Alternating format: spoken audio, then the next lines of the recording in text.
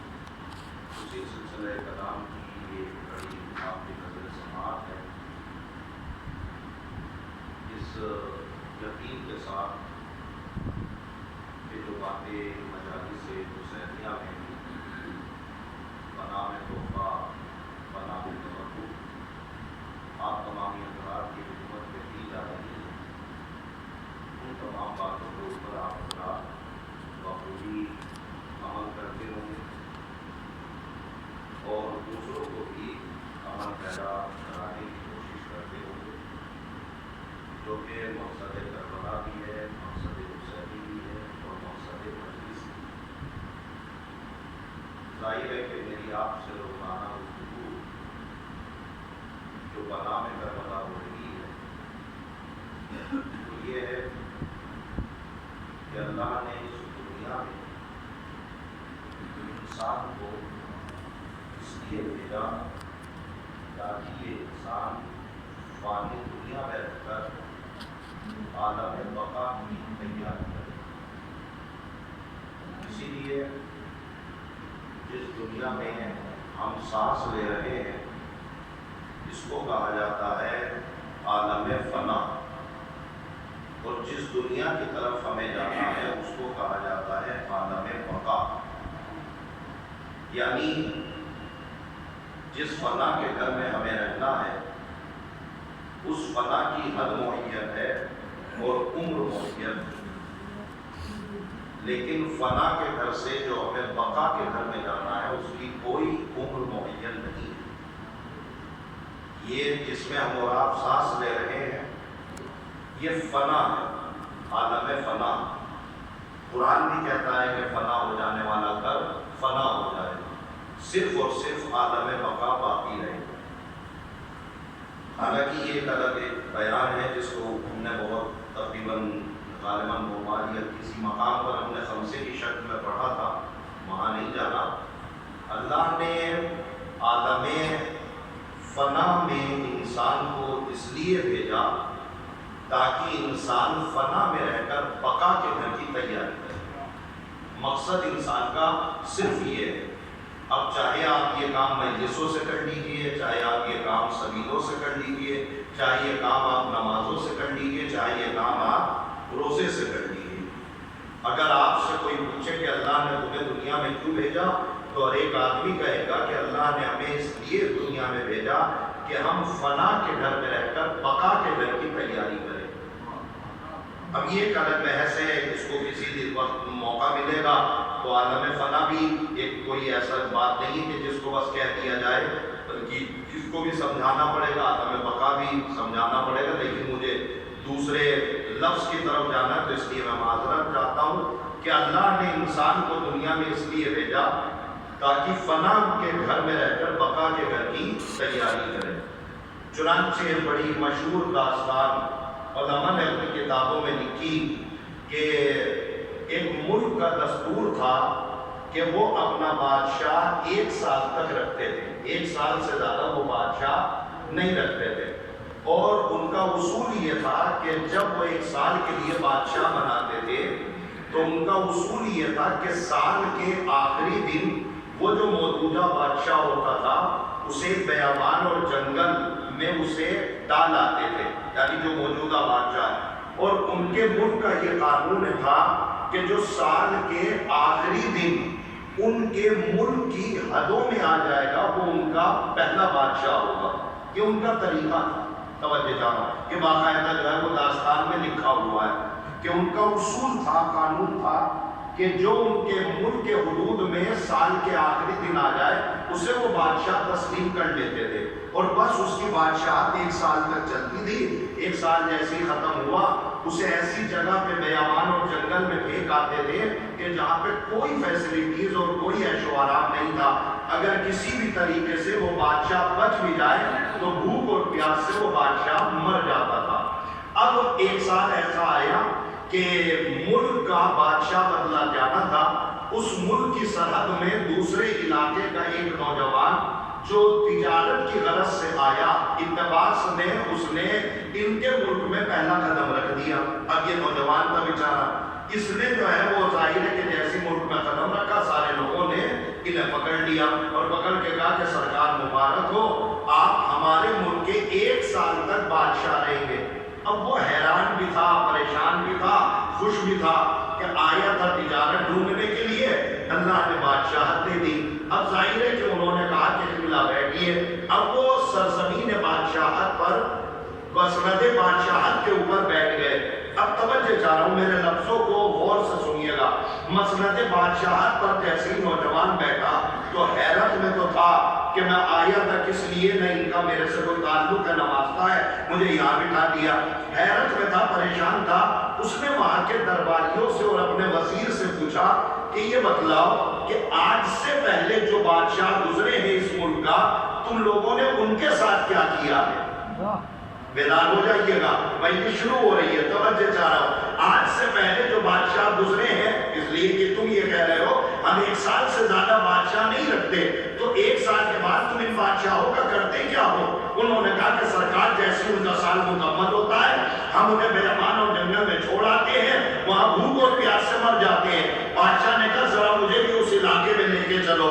اب ظاہر ہے کہ وزیر اور درباریوں کے ساتھ بادشاہ سلامت یہ نوجوان پہنچا کہ سرکار یہ علاقہ ہے جہاں پہ 1 سال کے بعد ہم بادشاہوں کو چھوڑ دیتا ہے، ویران ہے، جنگل ہے، بے امان ہے، ہر طرف جو ہے وہ جانور ہی جانور ہے، یہاں پہ آدمی کا بچنا ناممکن ہے۔ اس نے کہا تم پرانے بادشاہوں کو یہی چھوڑتے ہو؟ انہوں نے کہا بالکل ہم یہی چھوڑتے ہیں۔ وہ فوراً محل میں آیا، اس نے جو ہے وہ اپنے درباریوں سے کہا کہ اس محل سے لے کے اس انجان علاقے تک سرسبز و شاداب راستے بناؤ، اور سرسبز و شاداب بنانے کے بعد اس انجان علاقے میں ایک ایسا مکان تعمیر کرو کہ جس میں ساری کی ساری آرائش ہو، ساری کے سارے عیش و آرام ہو، ساری کی ساری جو ہے وہ پریشانیاں کوئی نہ ہو، ساری کی ساری سہولیتیں اس جگہ پہ معین کر دو۔ اب ظاہر ہے کہ بادشاہ حکم دے دیا، اب ظاہر ہے کہ پورے سال جو ہے اس بادشاہ کے محل سے اس انجان علاقے تک جہاں اس سے پہلے کے بادشاہ چھوڑے جاتے تھے وہاں تک اس نے عالیشان محل بھی بنا دیا، سرسبز و شاداب علاقے بھی بنا دیے۔ جب ان کا سال مکمل ہوا نوجوان کا، انہوں نے کہا بھیا میرا سال مکمل ہو گیا، چلو مجھے لے کے چلو اور مجھے اس انجان علاقے میں چھوڑ کے چلے آؤ۔ سارے کے سارے قوم والوں نے کہا سرکار آج کے بعد یہ قانون بدل گیا۔ سبحان اللہ، اتنا کان لگا کے نہ سنیے، سرکار اس بار سے یہ قانون بدل گیا۔ اس نے کہا قانون کیسے بدل گیا؟ انہوں نے کہا کہ سرکار ابھی تک ہم عقل مند بادشاہ ڈھونڈ رہے تھے، ابھی تک ہمیں عقل مند نہیں مل رہا تھا، لیکن آپ نے ایسی عقل مندی کا ظاہرہ کیا انسانی چند دن کی دنیا میں اتنا مست و مگن نہ ہو جائے کہ آخرت کے بقا کے لیے طاری ہو جائے۔ اللہ نے تمہیں اس دنیا میں اسی لیے بھیجا تھا تاکہ تم فنا کے گھر میں رہ کر بقا کے گھر کی تیاری کرو۔ صلوات علی محمد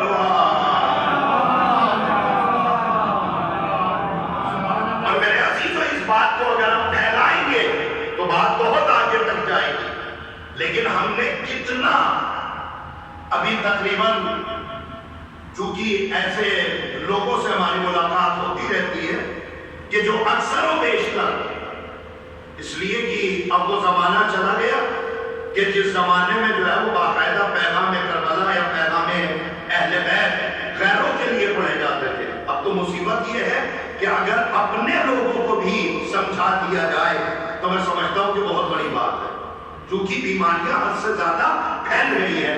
تو میرے عزیزوں یاد رکھیے گا، ہمیں اللہ نے اس دنیا میں اس لیے بھیجا ہے تاکہ ہم فنا کے گھر میں رہ کر بقا کے گھر کی تیاری کرو، اور اللہ نے اس کا آسان سا طریقہ اس فرش عزا کو بنایا۔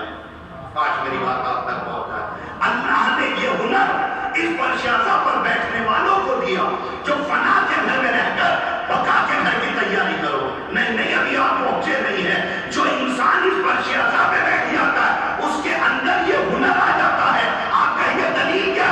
ارے دور نہ جائیے، بہلول دانا نے صرف اہل بیت اطہار کے دروازے سے ایک بار توسع کیا تو مٹی کا مکان یہاں بنایا، بیچ وہاں رہا تھا۔ اللہ نے اس لیے بھیجا، لیکن شرط یہ ہے کہ بہلول دانا، حالانکہ ان کے بارے میں بہت اچھی معلومات آپ لوگوں تک پہنچ چکی ہے، مجھے اس طرف نہیں جانا، لیکن میں ایک بات کہنا چاہ رہا ہوں، اس کے بعد میں آؤں گا اپنے موضوع پہ۔ میرے عزیزوں، ایک بہت چھوٹا سا لفظ ہے، اگر اس کو میں سمجھا لے گیا، حالانکہ یہ لفظ اور موضوع بہت بڑا ہے، لیکن اگر آپ سمجھ گئے تو شاید میری بات آپ تک پہنچ جائے۔ میرے عزیزوں، آپ یہ بتلائیے کہ اس دنیا شیعت میں، ہم اور آپ شیعہ ہیں، اس دنیا شیعت میں علی سے محبت ہم نے کی کیوں ہے؟ کبھی ہم نے اس کے بارے میں سوچا؟ علی سے محبت کیوں کی ہے؟ آپ کسی بھی بچے کو اٹھائیے اور اس سے پوچھئے کہ آپ نے امیر کائنات سے محبت کیوں کرتے ہو، تو وہ نوجوان تقریباً علی کی فضیلتیں پڑھے گا۔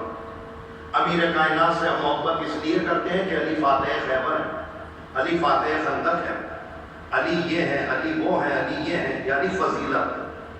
میرے عزیزوں یاد رکھیے گا، علی سے محبت کرنا ولایت کی دلیل نہیں ہے۔ کاش میری بات آپ تک پہنچ جائے۔ آج بہت سارے ایسے افراد ہمارے سماج اور معاشرے میں پیدا ہو گئے ہیں جو صرف اور صرف یہ کہتے ہیں کہ بس علی کو مانیے، علی کی ولایت کو مانیے، علی کی ولایت کو مانیے۔ آپ ان کے پاس جائیے اور ان سے کہیے کہ آپ کے پاس علی کی ولایت کا کیا سائچہ ہے، کیا خاکہ ہے، کس کے اوپر آپ علی کی ولایت کو اپناتے ہیں، تو وہ کہیں گے ہر بات جو ہے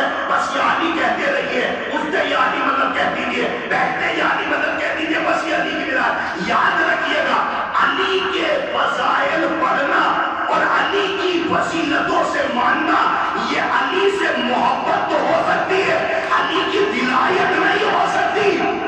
آپ بولے نہ بولے، مجھے جملہ پڑھنے دیجئے۔ اس لیے یہ جملہ امام نے فرمایا ہے کہ یاد رکھنا، اگر تم ہم سے محبت کرتے ہو تو تم ہمارے محب تو ہو سکتے ہو، نہ ہمارے شیعہ ہو سکتے ہو، نہ تم ہماری ولایت کے قائل ہو سکتے ہو۔ جب کسی نے امام سے پوچھا مولا آپ کی ولایت پہ عمل کرنے کے لیے کیا کرنا ہوگا، امام نے فرمایا محبت تو پوری دنیا کرتی ہے، اگر تم یہ چاہتے ہو کہ ہماری ولایت تمہارے دلوں میں اتر جائے تو تمہاری ذمہ داری ہے کہ کردار علی کو اپنے وجود میں اتنا بنا کر لو کہ تمہاری زبان کھلے تو زمانے کو علی یاد آنے لگے۔ میں نے بڑی عجیب بات کہی، تمہاری زبان کھلے تو زمانے کو علی یاد آنے لگے۔ تمہاری امانت داری کو دیکھ کر لوگ فضیلت علی کو پہچانے۔ نہیں، ابھی میری بات مکمل نہیں ہوئی، آپ پڑھیے۔ ہم نے علی کو مانا علی کی فضیلت کی وجہ سے۔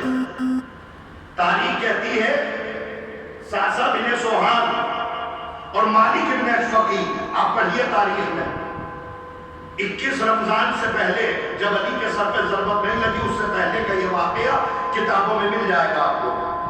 امیر کائنات نوافل پڑھ رہے ہیں، برابر میں بیٹھا ہوا ساسا بن سوہان اور مالک بیٹھا ہوا رو رہا ہے۔ کسی سائل نے سوال کیا، مالک یہ بتاؤ تم اس دنیا میں سب سے زیادہ محبت کس سے کرتے ہو؟ توجہ، مجلس ہم پڑھ دیں گے، پریشان نہ ہوئیے۔ تم سب سے زیادہ محبت کس سے کرتے ہو؟ ساسا بن سوہان نے اشارہ کیا اس مرد مجاہد سے۔ اب دوسرا سوال یہ ہے کہ تم علی سے محبت کیوں کرتے ہو؟ اپنے محبت کو اصحاب علی کی محبت سے ملائیے۔ تم علی سے محبت کیوں کرتے ہو؟ تو ساسا بن سوہان نے یہ نہیں کہا کہ علی فاتح خیبر ہے، علی فاتح خندق ہے۔ ساسا بن سوہان کہتا ہے میں علی سے محبت اس لیے کرتا ہوں کہ کائنات میں سب سے بڑا مظلوم علی ہے۔ یہ پلیٹ فارم، یہ سانحہ ہے کسی کے پاس کہ علی سے محبت علی کی مظلومیت کی وجہ سے ہو؟ پڑھیے، پھر پڑھیے۔ اب آپ نے مجھے چھیڑ دیا تو سنیے۔ جارج جردہ، سب نے نام سنا ہے، مسیحی رائٹر ہے، اس نے 200 مرتبہ نہج البلاغہ پڑھی ہے۔ ہم میں سے کتنے نوجوان ہیں کہ جو علی کی محبت کا دم بھرتے ہیں اور انہوں نے نہج البلاغہ آج تک دیکھی بھی نہ ہو، معذرت کے ساتھ؟ مگر جارج جردہ کہتا ہے کہ میں نے 200 مرتبہ نہج البلاغہ پڑھی ہے۔ اور جانتے ہیں کس مرحلے پر اس کی جملے پہ کہتا ہے کہ میں نے 200 مرتبہ نہج البلاغہ پڑھی ہے؟ میری طرف دیکھیے، وہ کہتا ہے جارج جردہ کہ میں نے علی کے لیے نہج البلاغہ کو بہت غور سے پڑھا تو میری سمجھ میں آیا کہ علی کے قدم، توجہ بس آخری بات، اس کے بعد میں مجلس کی طرف آتا ہوں، علی کے قدم جس میدان میں، جس منزل میں آگے بڑھ گئے، دنیا میں اب طاقت نہیں ہے جو علی کے بڑھتے ہوئے قدم کو پیچھے ہٹا دے۔ میرا جملہ نہیں ہے، جارج جردہ کا ہے، مسیحی رائٹر ہے، کہتا ہے میں نے علی کے بڑھتے ہوئے قدم کبھی نہیں دیکھے کہ علی نے قدم پیچھے ہٹائے ہو، مگر 200 مرتبہ نہج البلاغہ پڑھ کے میں اس نتیجے پہ پہنچا کہ علی کے بڑھتے قدم کبھی پیچھے نہ ہٹے، مگر کسی یتیم کے رونے کی آواز اگر علی کے کانوں میں آ گئی تو علی کے بڑھتے قدم رک گئے۔ کون لے گا علی کا یہ کردار؟ کون لے گا؟ صرف نعرے لگا کے کام ہو جائے گا؟ صرف وہ جو ہے وہ الٹے سیدھے خیالات اور الٹی سیدھی باتوں سے کام چل جائے گا؟ کون لے گا علی کا یہ پہلو؟ کون لے گا علی کا یہ کردار؟ ساسا بن سوہان کہتا ہے میں علی سے محبت علی کی فضیلت کی وجہ سے نہیں کرتا، میں علی کی مظلومیت کی وجہ سے کرتا ہوں۔ جارج جردہ کہتا ہے کہ علی کے بڑھتے قدم رک جاتے تھے اگر کسی یتیم کے رونے کی آواز آ جائے۔ تاریخ میں وہ واقعہ جارج جردہ نے بھی لکھا ہے، کہتا ہے کہ علی رات کے سناٹے میں اپنے دوش پر باقاعدہ غریبوں کے لیے کھانے پینے کا سامان علی غریبوں کے دروازے پہ رکھ کے چلے جاتے تھے. نوجوانوں میں اس لیے پڑھ رہا ہوں چونکہ اس چیز کی ضرورت ہے. توجہ، غربا، فقیر، مسکین، یتیم، اسیر، بیوائیں باقاعدہ رات میں بھوکے سوتے ضرور تھے، مگر جیسی دروازہ کھولا جاتا تھا دیکھا جاتا تھا کہ کائنات کا امیر کھانے پینے کی چیزیں دروازے پہ رکھ کے آگے چلا گیا. کون ہے علی کا یہ کردار اپنائے گا؟ میرے عزیزوں، کون ہے علی کا یہ کردار اپنائے گا؟ روایت کہتی ہے، جاندار کہتا ہے ایک دن حسب عادت علی یتیموں کے دروازے پر کچھ رکھتے جا رہے تھے، علی قدم بڑھاتے جا رہے تھے، مگر اچانک، بس آخری بات ہے اس کے بعد میں مجلس کی طرف آتا ہوں، جاندار کہتا ہے علی کے قدم آگے بڑھ رہے تھے، مگر ایک میں علی کے کانوں میں ایک گھر سے یتیم بچی کے رونے کی آواز آئی. علی کے بڑھتے قدم رک گئے. علی واپس پلٹے، دروازے پہ دق الباب ہوا، دروازہ کھولا، دیکھا ایک عورت ہے، مسلمان نہیں ہے، عیسائی عورت ہے. فوراً امیر کائنات نے پوچھا خیریت تو ہے؟ تیری بچی کیوں رو رہی ہے؟ نوجوانوں سننا، اپنے گھر تک لے جائیے یہ باتیں. کیوں رو رہی ہے؟ تیرے گھر سے رونے کی آواز کیوں آ رہی ہے؟ تو عیسائی عورت تھی، کہتی ہے کہ میں بیوہ ہوں، یہ میری بچی یتیم ہے. آج شام سے یہ بچی میرے سے بس ایک بات کہہ رہی ہے کہ مجھے بابا کے پاس جانا ہے. اگر اس روح سے میں نے سنی ہو تو دعا نہ دیجیے گا. آج شام سے یہ بچی کہہ رہی ہے کہ بس مجھے اپنے بابا کے پاس جانا ہے. امیر کائنات نے کہا اجازت ہے کہ میں تیرے گھر کے اندر آ جاؤں؟ کہا اجازت ہے. عیسائی عورت پیچھے ہٹی، امیر کائنات گھر کے اندر گئے. نوجوانوں سنو، بچی کو اٹھایا، کلیجے سے لگایا. امیر کائنات کا کیا بات ہے؟ کہا کچھ نہیں، مجھے اپنے بابا کے گھر پہ جانا، مجھے اپنے بابا کے پاس جانا ہے. امیر کائنات نے چلی جانا، مگر مجھے بات بتاؤ کہ آخر یہ جملہ تم بار بار کیوں کہہ رہی ہو کہ مجھے اپنے بابا کے پاس جانا ہے؟ بچی کہتی ہے اصل میں معاملہ یہ ہے کہ جب میں سرے شام اپنے ہمسن بچوں کے ساتھ کھیل رہی تھی تو ہر ایک بچی مجھے یہ کہہ رہی تھی کہ تمہارا بابا ہے ہی نہیں، تم یتیم ہو، تم یتیم ہو، تمہارا بابا نہیں ہے، لہٰذا مجھے اپنے بابا کے پاس جانا. جملہ سنیں گے، امیر کائنات نے بچی کو گلے سے لگا کے ایک جملہ کہا، بیٹا کل سے جب اپنے ہمسن بچوں کے ساتھ گھومنے جانا تو کہنا میں یتیم نہیں ہوں، میرا بابا علی بن ابی طالب ہے. کون لے گا علی کا یہ کردار؟ کون لے گا؟ سیکھو گے کچھ کردار علی سے؟ اب روایت کہتی ہے کہ جیسی امیر کائنات نے کہا خبردار باہر جا کے کہہ دینا کہ مجھے یتیم نہ کہنا، میرا بابا علی بن ابی طالب ہے. روایت کہتی ہے کہ بچی کے لبوں پہ مسکراہٹ آئی، امیر کائنات نے سر سجدہ خالق میں رکھ کے کہا پروردگار تیرا لاکھ لاکھ شکر ہے کہ میرا عمل اس قابل بنا کہ یتیم بچی کے لبوں پہ مسکراہٹ آ گئی ہے. صلوات علیہ محمد.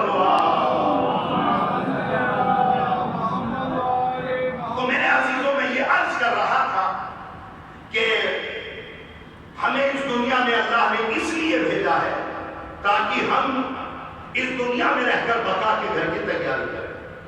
اور یہی وجہ ہے کہ اسی چیز کو سجانے کے لیے سرکار حسین بن علی نے کربلا کو تیار کیا، کربلا کو بھی تیار کیا، کربلا کے برنامے کو بھی بنایا.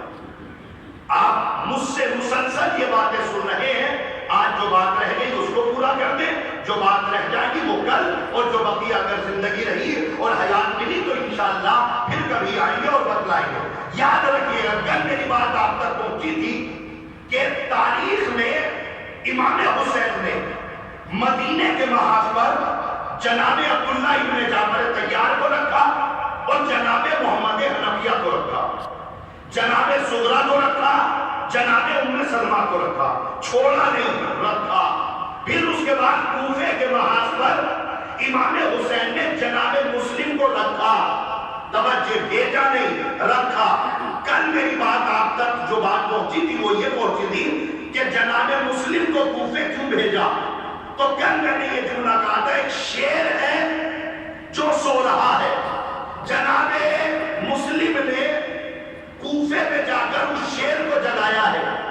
کل میری بات یہاں تک پہنچی تھی. آج میرا سوال یہ ہے کہ جناب مسلم ہی کو کوفے کیوں بھیجا؟ بس جناب مسلم ہی کو کوفے کیوں بھیجا؟ آپ بتلائیے، جناب عباس کوفے نہیں جا سکتے تھے؟ جا سکتے تھے؟ جناب مسلم کربلا آ جاتے، آ سکتے تھے کہ نہیں آ سکتے تھے؟ محمد حنفیہ مدینے میں ہے، محمد حنفیہ کو بھیج دیا جاتا کوفے۔ آخر کیا وجہ تھی کہ جناب مسلم ہی کو کوفے بھیجا ہے امام حسین نے؟ نہ جناب عباس کو بھیجا، نہ جناب عبداللہ کو بھیجا، نہ جناب محمد حنفیہ کو بھیجا۔ اگر اس روح سے تقریر سنی ہو تو دھواں نہ دیجیے گا میرے عزیزوں۔ روایت کہتی ہے کہ امیر کائنات، نوجوانوں متوجہ ہو جاؤ، میں مجلس شروع کر رہا ہوں۔ تاریخ کہتی ہے کہ امیر کائنات نے جناب عقیل سے کہا، عقیل ایسا بہادر خاندان بتلاؤ جو کربلا کو بہادر بیٹا دے سکے۔ آپ نے جملے کی پذیرائی نہیں کی جیسے کرنی چاہیے تھی۔ توجہ چاہو، جملہ سن لیجیے گا، عقیل ایسا خاندان بتلاؤ جو کربلا کو بہادر بیٹا دے سکے۔ امیر کائنات سے ایک جملہ کہوں گا، مولا یہ جو جملہ آپ نے کہا ہے کہ ایسا خاندان بتلاؤ جو کربلا کو بہادر بیٹا دے سکے، کیا آپ کو نہیں پتا ہے کہ عالم میں کون سا قبیلہ بہادر ہے؟ آپ سے بہتر کون جانتا ہے؟ آپ کے علم کا تو یہ عالم ہے کہ آپ 3 دن کی عمر میں 4 آسمانی کتابیں پڑھ کے سنا دیتے ہیں۔ آپ کے علم اور علم کا تو یہ عالم ہے کہ اگر آپ کے ہاتھ میں تلوار آ جائے تو آپ کی ہتھیلی کی نرمی اور خون کی گرمی پا کر وہ بھی اتنی بابصیرت ہو جاتی ہے کہ 70 نسلیں دیکھ کے جلدی آئے۔ میں نے بڑے اعتماد سے جملہ کہا تھا، اتنا کام نہ لگائیے کہ مجلس کا لطف بھول جائیے۔ آپ نے جناب عقیل سے کیوں کہا؟ امیر کائنات فرماتے، نوجوانوں میری طرف دیکھو، امیر کائنات فرماتے سنو، میں نے عقیل سے اس لیے کہا، اس لیے کہ میرا بھائی عقیل انصاب عرب کا ماہر تھا۔ سبحان اللہ، آپ کی طرف سے سبحان اللہ۔ عقیل انصاب عرب کے ماہر تھے، عقیل سب کا حسب و نسب جانتے تھے۔ عقیل اتنے بڑے انصاب عرب کے ماہر تھے کہ اگر یہ گزر رہے ہیں راستے سے تو نقشے کبھی بات دیکھ کر بتا دیتے تھے کہ کس قبیلے کا بندہ گزرا ہے۔ میں نے محنت کی ہے، توجہ چاہ رہا ہوں۔ عقیل نقشے کبھی بات کو دیکھ کر بتا دیتے تھے کہ کس قبیلے کا بندہ گزرا ہے۔ لہٰذا امیر کائنات نے کہا، عقیل ایسا خاندان بتاؤ، اس لیے کہ تم سے بہتر کوئی نہیں جانتا کس کا حسب کیسا ہے، کس کا نسب کیسا ہے۔ عقیل جب جوان تھے اور صحت مند تھے تو نقشے کبھی بات کو دیکھ کر بتاتے تھے کہ کس کا قبیلہ کیسا ہے۔ عقیل آگے بڑھے، آنکھوں کی بینائی چلی گئی، ہاتھوں میں عصا آ گیا۔ ایک دن نماز پڑھنے کے لیے مسجد میں آئے تو لوگوں نے جناب عقیل سے کہا، عقیل جب تمہیں اللہ نے قوت بصارت دے رکھی تھی اس وقت تمہارے اندر اتنی طاقت تھی کہ تم نقشے کبھی بات دیکھ کر بتا دیتے تھے کہ کس قبیلے کا بندہ گزرا ہے۔ کیا آپ بھی وہ ہنر تمہارے پاس ہے؟ کیا آپ بھی بتا سکتے ہو؟ جناب عقیل کہتے ہیں، ہاں، جسے اپنے حسب و نسب کے بارے میں جاننا ہو وہ میرے سامنے کھڑا ہو اور کھڑا ہو کے ایک مرتبہ سلام علیکم کہے، سلام علیکم کے اتار چڑھاؤ سے عقیل بتا دے گا حلالی ہے کہ غیر حلالی ہے۔ صلوات پڑھیں محمد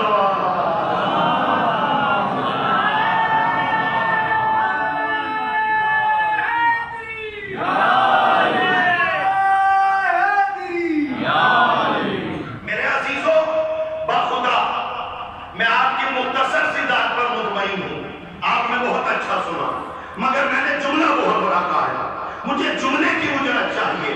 عقیل انصاب عرب کے ماہر تھے، عقیل جانتے تھے کس کا حسب کیسا ہے، کس کا نسب کیسا ہے۔ امیر کائنات نے عقیل سے کہلا کر قیامت تک اس کربلائی قوم کو آئینہ دکھایا ہے کہ گاؤں سے نکل کر شہروں میں جا کر اپنے شجرے بدل سکتے ہو، مگر حسین جانتا ہے کس کا حسب کیا ہے۔ صلوات پڑھیں محمد۔ آج ہو رہا جیسے ہی زمانے نے ترقی کری اپنا شجرہ بدل لیا، حسب و نسب بدل لیا. اسی لیے ہم نے عقیل سے کہا تھا عقیل بتلاؤ ایسا خاندان. اور میرے عزیزوں روایت کہتی ہے، اب آپ متوجہ ہو چکے تو ایک جملہ اور پڑھوں. سوال یہ ہے کہ جناب مسلم ہی کو کوفے کیوں بھیجا؟ جناب عباس کیوں نہیں گئے؟ جناب محمد حنفیہ کیوں نہیں گئے؟ جناب مسلم کربلا کیوں نہیں گئے؟ کوفے کیوں گئے؟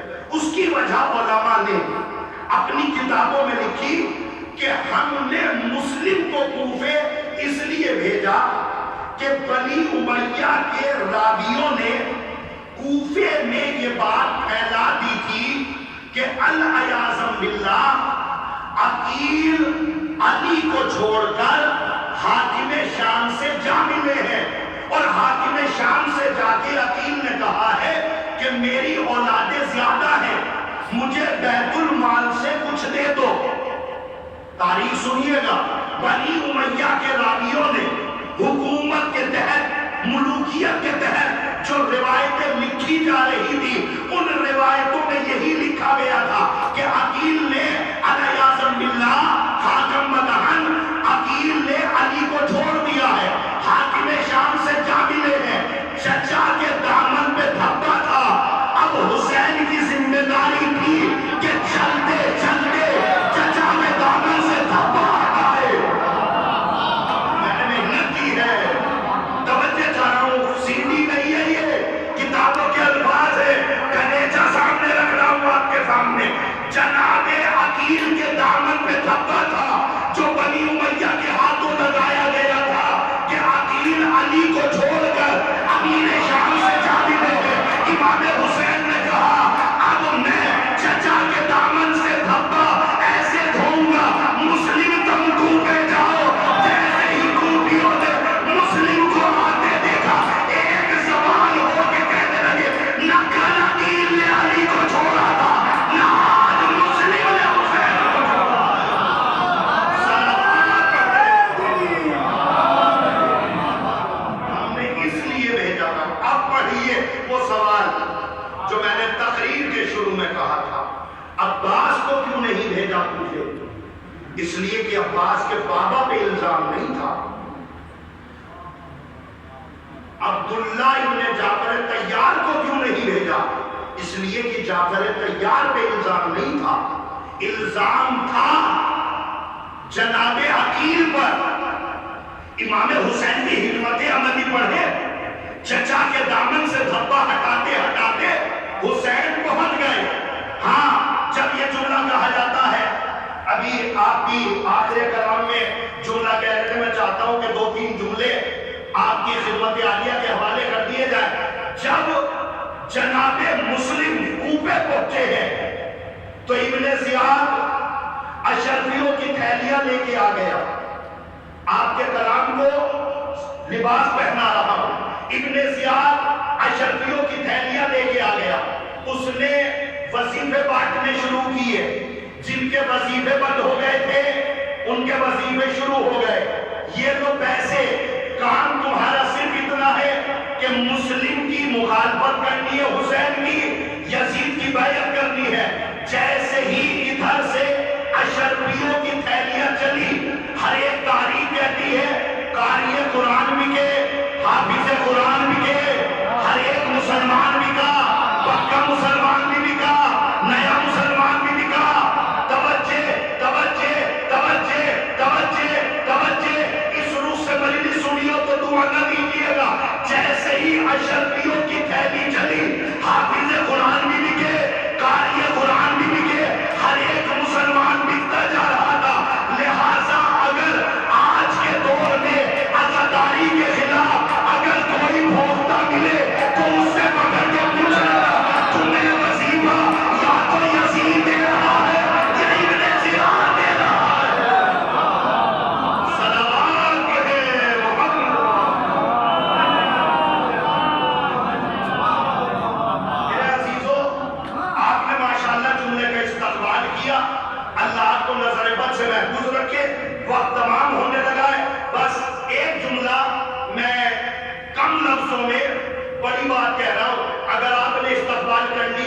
تو میں آمادہ ہو جاؤں گا، تھوڑا سا اور گفتگو آگے بڑھا دوں گا۔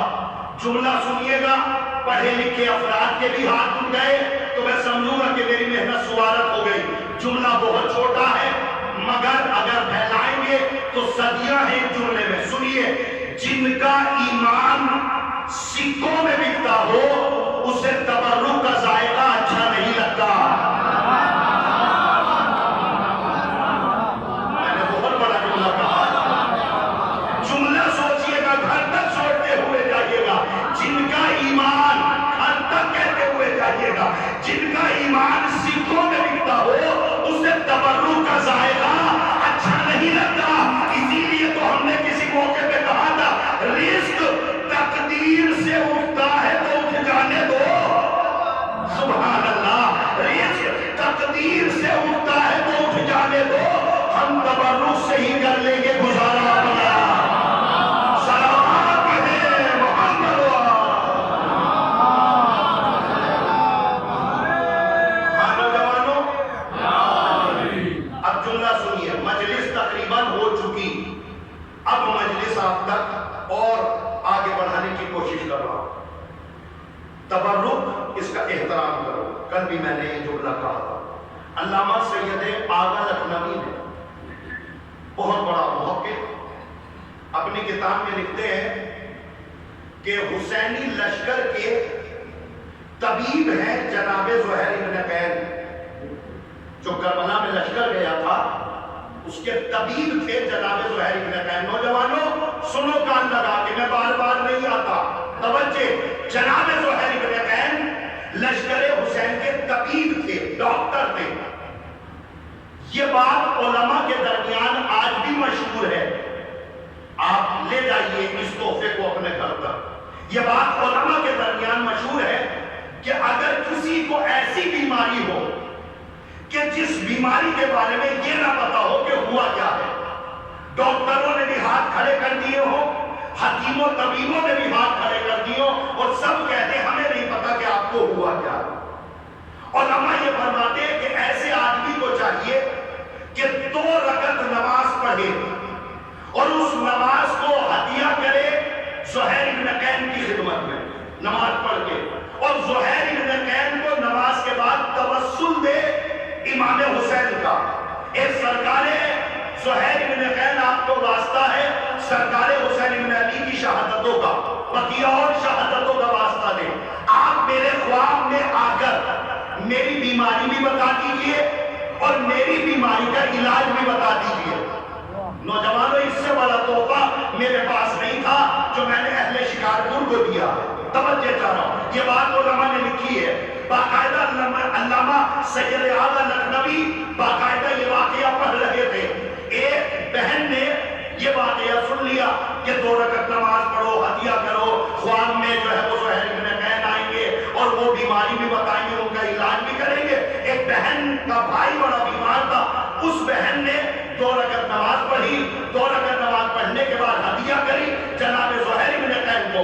نوجوانوں میری طرف دیکھو، ہدیہ کری، کہتی ہے میں نماز پڑھ کے سو گئی، میں نے عالم خواب میں دیکھا کہ جناب زہیر بن قین بیٹھے ہوئے ہیں اور باقاعدہ لائن لگی ہوئی ہے، ہر ایک آدمی آگے بڑھتا ہے، اپنا رکا جناب زہیر بن قین کو دیتا ہے۔ کوئی کہہ رہا ہے میرا بیٹا بیمار ہے، کوئی کہہ رہا ہے میرا بھائی بیمار ہے، کوئی کہتا ہے میری ماں بیمار ہے۔ جناب زہیر بن قین سب کے رکے کو لیتے ہیں، اس پہ لکھتے جا رہے ہیں، اس کو دیتے جا رہے ہیں۔ یہ کہتی ہے میرا بھی نمبر آیا۔ جب میں نے اپنے بھائی کا پرچہ جناب زہیر بن قین کو دیا تو جناب زہیر بن قین نے میرے بھائی کا پرچہ لیا اور برابر میں رکھ دیا اور مجھے برابر میں سائڈ میں کر دیا۔ دوسروں سے کہا تم آؤ، وہ کہتی ہے میں انتظار کرتی رہی، سب لوگوں کو جناب زہیر بن قین نے علاج بھی بتا دیا اور بیماری بھی بتا دی۔ جب سب چلے گئے میں پھر آگے بڑھی، میں نے کہا سرکار آپ نے میرے بھائی کا علاج نہیں بتایا۔ جناب زہیر بن قین نے میرے بھائی کا پرچہ مجھے یہ کہتے ہوئے دیا کہ تیرا بھائی خود بیماری کا علاج نہیں چاہتا۔ توجہ توجہ توجہ توجہ توجہ توجہ میری طرف دیکھیے، تیرا بھائی خود اپنا علاج نہیں چاہتا۔ اس بہن نے ہاتھوں کو جوڑ کے کہا سرکار مجھے نہیں پتا کہ میرا بھائی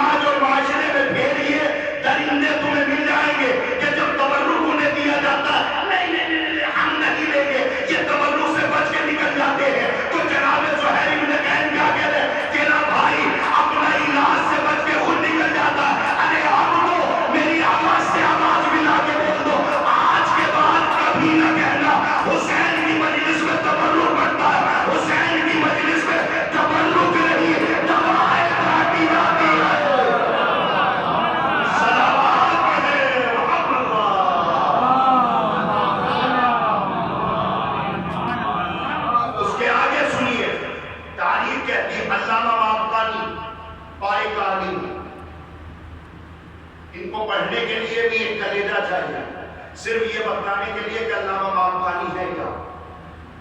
علامہ مابخانی ایک پائے عالم، بابائی مذہب اہل تشیع کی بہت بڑی کمان۔ علامہ مابخانی جب اس دنیا سے جا رہے تھے اپنے بیٹوں کو بلایا، بیٹوں کو بلا کے کہا کہ بیٹا میں تو جا رہا ہوں، مگر ایک بات کا خیال رکھ لینا، حسین کی مجلس میں تبرک بند نہ کرنا۔ نوجوانوں میں اتنا دھیان، اتنا محنت کس لیے کر رہا ہوں؟ کیونکہ سماج اور معاشرے میں یہ بیماریاں پھیل رہی ہیں، تو میری ذمہ داری بنتی ہے کہ ان بیماریوں کے بارے میں بتلایا جائے۔ کوئی صاحب مجلس کے بعد یہ نہ کہے کہ مولانا صاحب کھل کے پڑھتے ہیں۔ جب بدعمالیاں کھل کے ہوں گی تو تبلیغ بھی کھل کے ہوگی۔ جی میرے عزیزو، لہذا علامہ مابخانی کہتے ہیں کہ بیٹا یاد رکھنا، کبھی بھی حسین کی مجلس میں تبرک بند نہ کرنا۔ اب آپ سمجھیے حسین کی مجلس کے تبرک کے بارے میں کبھی بند نہ کرنا۔ اب ظاہر ہے کہ بچوں نے ہاتھوں کو جوڑا اور کہا کہ بابا اگر غربت دامن پکڑ لے، ہر غریب کی آواز آج میری زبان بول رہی ہے، بابا اگر غربت دامن پکڑ لے تو حسین کی مجلس میں تبرک کیسے بٹے گا؟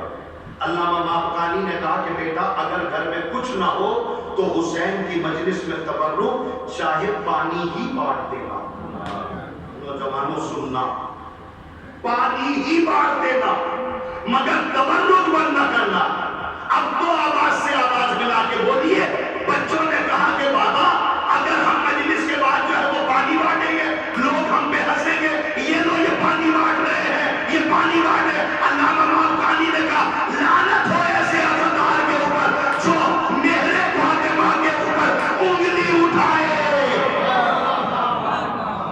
اس کے آگے سنیے، اب آج شاید بات یہی ختم ہو جائے، کل میری آخری تقریر ہے، کل کوشش کروں گا کہ کسی حد تک بات پہنچاؤں۔ اس کے آگے پڑھیے، غیبت صغریٰ کے دور کی لکھی ہوئی کتاب ہے جس کو میں پڑھ رہا ہوں، غیبت صغریٰ۔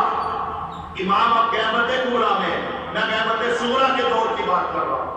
باقاعدہ جو ہے وہ اس کتاب میں لکھا گیا کہ کسی نے سوال کیا، نوجوانوں میری طرف دیکھو، باقاعدہ بہت بڑے عالم مجلس پڑھ رہے تو یہی روایت پڑھ رہے تھے کہ حسین کی مجلس میں تبرک کبھی نہ بند کرنا۔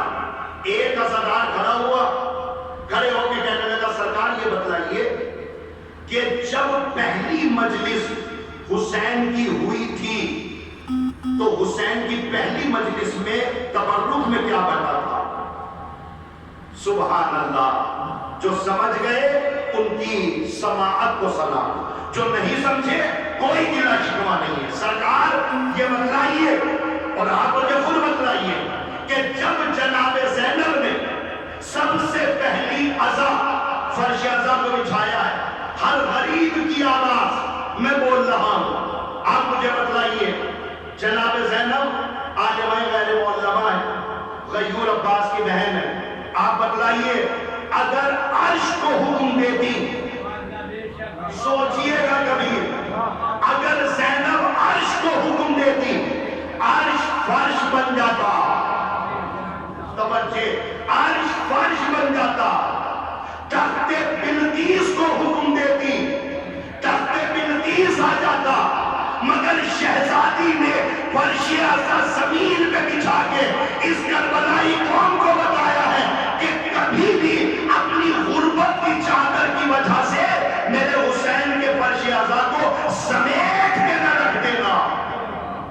جملہ سنیے گا میرے عزیزو، بس آخری بات، اس کے بعد جملہ یہی ہے کہ یہ بتلائیے جب سب سے پہلی مجلس ہوئی تھی جناب زینب نے کی تھی، اس مجلس میں تبرک میں کیا بتا تھا؟ غیبت صغریٰ کے دور کی لکھی ہوئی کتاب ہے، اس میں جو ہے وہ محقق کہتے ہیں کہ جناب زینب نے جو پہلی مجلس کی تھی اس میں تبرک میں جو بتا تھا وہ یہی مجلسیں بٹی تھی۔ جو سمجھ گئے سبحان اللہ، جو نہیں سمجھے کوئی گلہ شکوہ نہیں ہے، میرے پاس حوالہ ہے، حوالہ لے لیجئے گا، یہی مجلسیں جناب زینب نے فرش عزا پہ تبرک میں باقی تھی۔ اب جس کو جتنا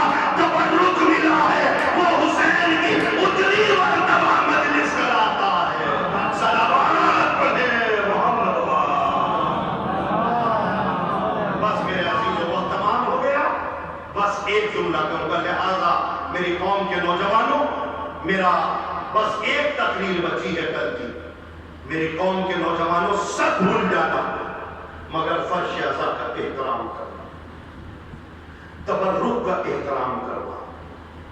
اکثر و بیشتر ہماری قوم میں ایک بیماری اور عائد ہو گئی، وہ بیماری یہ ہے کہ اچھا خاصا ایک طبقہ ہے ایسا، آپ کی ملاقات ہوگی ایسے لوگوں سے کہ جو حسین کی مجلس میں دیر سے آتے ہیں، کرتے رہیے پیشانی، کرتے رہیے مرثیہ خوانی، جی نہیں آنا تو نہیں آئیں گے۔ ہاں، یہ لوگوں نے اپنے اندر کا عہد بنا لیا۔ میں نے شاید کل یا پرسوں کی مجلس میں کہا تھا کہ ہماری بیماریوں کو ختم کرنے کے لیے نبی اور امام نہیں آئیں گے۔ ہاں، جن امام کا آپ انتظار کر رہے ہیں نا، ان امام کے لیے تو باقاعدہ نجم الحسن کراربی نے اپنی کتاب میں لکھا کہ جب وہ پردے والے امام آئیں گے تو دین کے ٹھیکے داروں نے دین کو اتنا بدل دیا ہوگا کہ جب اصل وارث دین لوگوں کو دین بتائے گا تو لوگ اپنی انگشت شہادت منہ میں دبا کے کہیں گے یہ بھی دین ہے۔ دین اتنا مسخ ہو چکا ہوگا۔ تو میرے عزیزوں، کوئی نہیں آنے والا۔ اگر یہ غلطیاں ہم نے پیدا کی ہے، ہم اور آپ ہی سدھاریں گے۔ پھر ایک روایت سناتا ہوں اور مسائل پڑھتا ہوں۔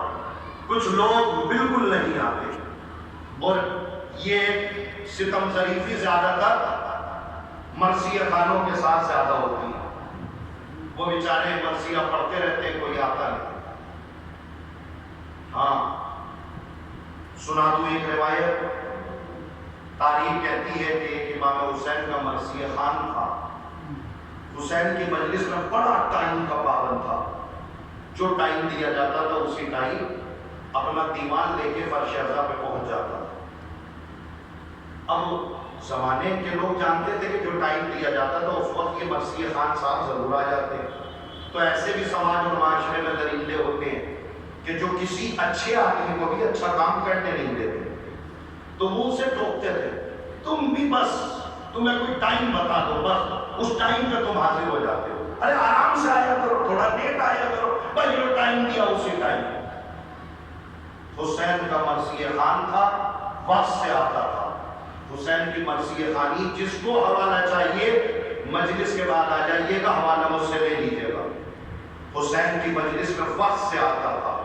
حسین کا مرثیہ خان تھا، مر گیا، مر گیا۔ حسین اس مرثیہ خان کی قبر پہ اس کے آنے سے پہلے بیٹھے ہوئے انتظار کر رہے تھے۔ سوچئے گا، ہر بات پڑھی نہیں جاتی، اور پڑھ بھی دی جاتی ہے تو اس کو محسوس کیا جاتا۔ ابھی جنازہ گھر میں ہے اور امام حسین کہاں انتظار کرے؟ قبرستان میں، قبر کے سرانے بیٹھے ہوئے۔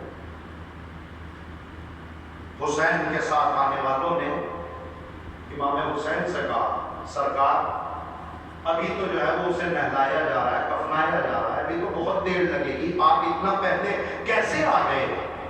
جملہ سنیں گے؟ امام حسین فرماتے ہیں یہ میرا وہ عزادار ہے کہ جو میری مجلس میں وقت سے پہلے آ جاتا تھا، لہٰذا آج میری ذمہ داری ہے کہ آج میں اس کا انتظار کروں۔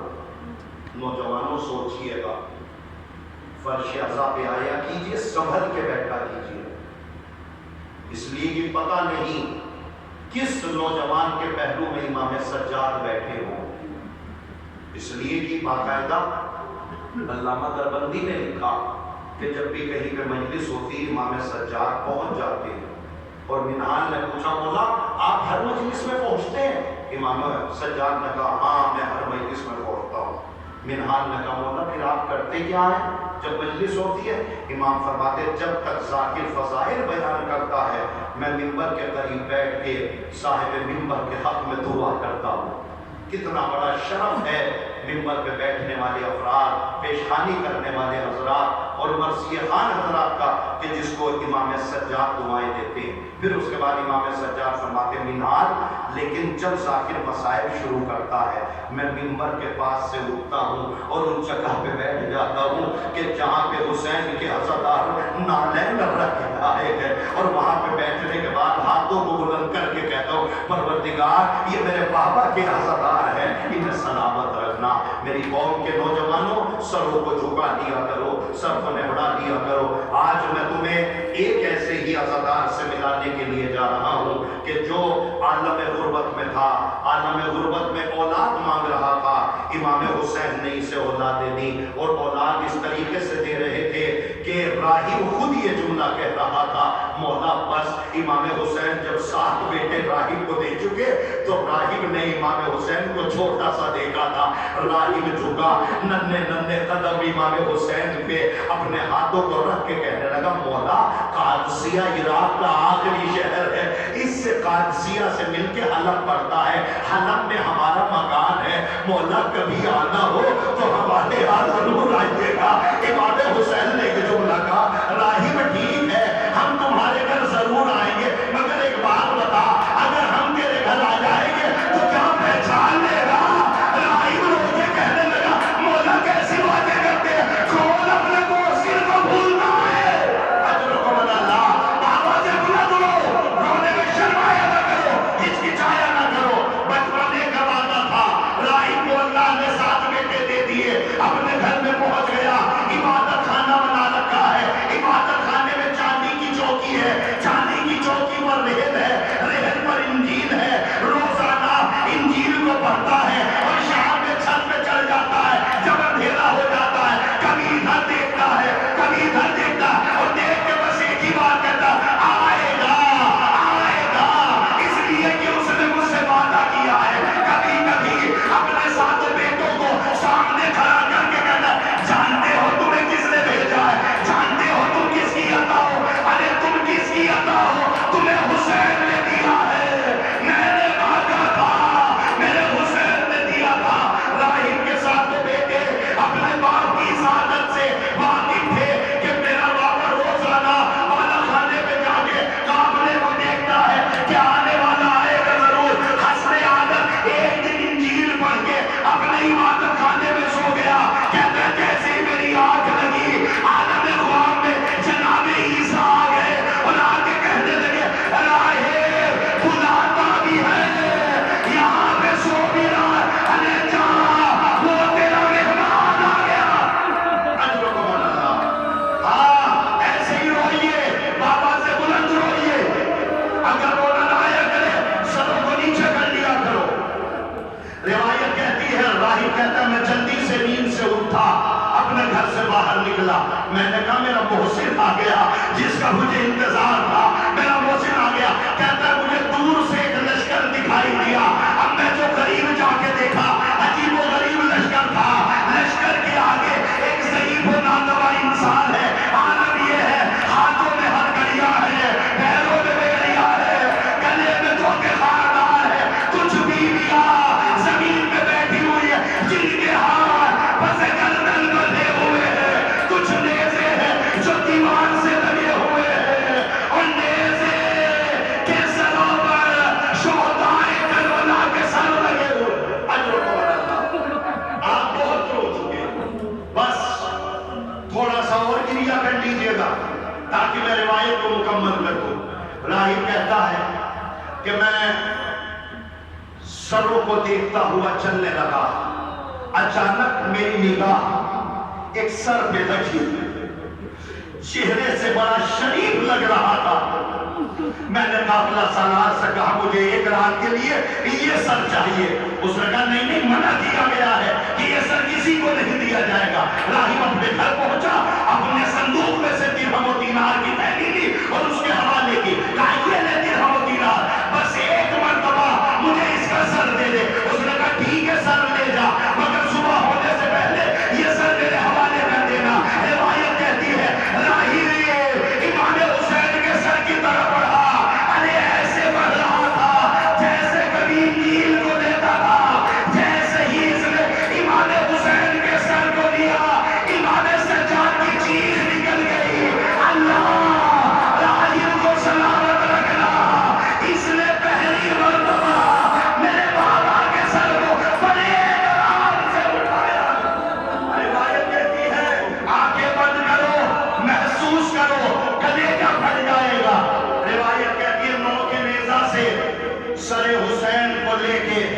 ایسے چلا جیسے انجیل لے کے چلتا تھا۔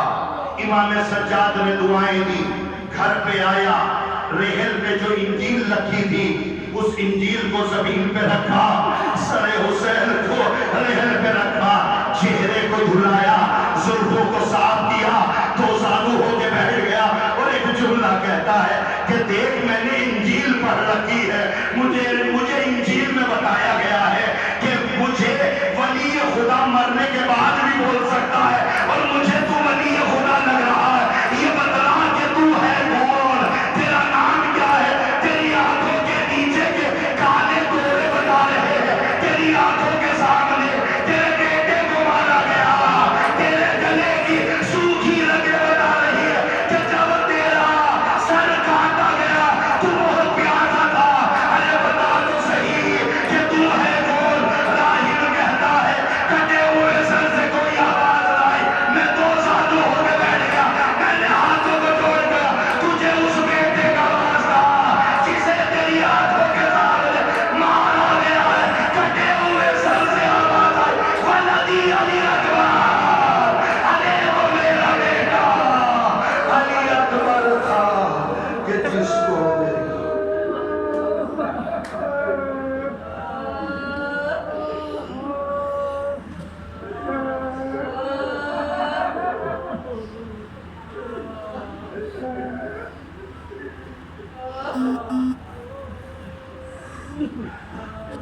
انا للہ و انا الیہ راجعون، رضم بقضائہ و تسلیما لامرہ، سیعلم الذین ظلموا ای منقلب ینقلبون۔ بارے اللہ تجھے واسطہ محمد وال محمد کا ہماری اس قلیل سی عبادت کو قبول فرما۔ پروردگار اس مجلس کے فضائل و مصائب کا ثواب مرحوم کی روح کو عنایت فرما، مرحوم کی طرف سے تمام کار خیر ہونے کو شرف قبولیت عطا فرما، مرحوم کی طرف سے مرحوم کے تمام اعزاء و اقرباء کو صبر جمیل عطا فرما، حاضرین مجلس کے تمام جائز حاجتوں کو پورا فرما، امام زمانے کے ظہور میں تعجیل فرما، ہمیں ان کے اعوان و انصار میں شمار فرما۔ آپ حضرات سے التماس ہے کہ ایک مرتبہ سورہ ارحم، 3 مرتبہ سورہ توحید کی تلاوت فرما کر مرحوم مغفور محمد علی بن طالب حسین صغیرہ بیگم بنت مراد علی کی روح کو ایصال فرمائیں۔